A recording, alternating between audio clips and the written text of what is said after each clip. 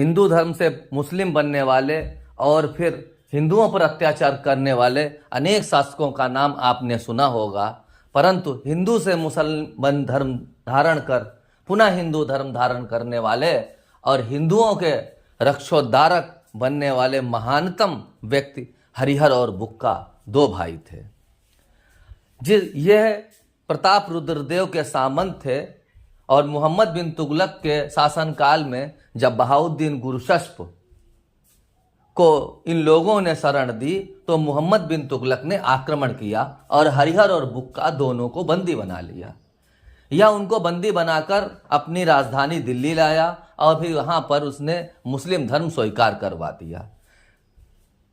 मुस्लिम बन जाने के बाद में इसको दक्षिण भारत के विद्रोह को समाप्त करने के लिए दोनों भाइयों को भेजा गया।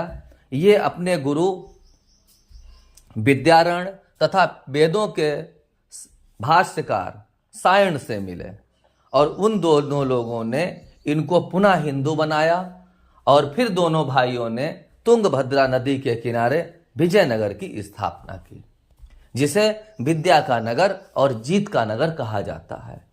ऐसे महानतम व्यक्तियों ने एक नए राजवंश की नींव डाली जिसे संगम वंश के नाम से हम जानते हैं। सबसे पहले बड़े भाई हरिहर प्रथम ने शासन संभाला और इसका शासनकाल 1336 से लेकर 1356 तक रहा।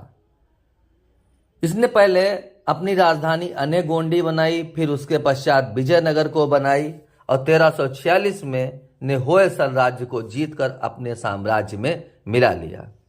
1352 में हरिहर प्रथम ने मदुरा पर विजय हासिल की। 1374 में इन दोनों भाइयों ने चीन के लिए दूत मंडल भेजा। हरिहर प्रथम के शासनकाल में ही विजयनगर और बहमनी साम्राज्य के मध्य संघर्ष प्रारंभ हुआ। बुक्का प्रथम ने बहमनी वंश से शासक मोहम्मद शाह प्रथम पर युद्ध किया और रायचूर की किले में मृदुगल के किले में पहली बार बारूद का प्रयोग किया गया, जिसमें मोहम्मद शाह प्रथम पराजित हुआ और रायचूर दोआब पर विजयनगर का शासन हो गया।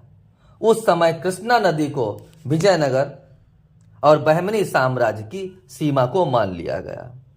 अभिलेखों में बुक्का प्रथम को सागरों का स्वामी कहते हैं और इसे दक्षिण का अकबर भी कहा जाता है। इसने वेद मार्ग प्रतिष्ठापक की उपाधि धारण की।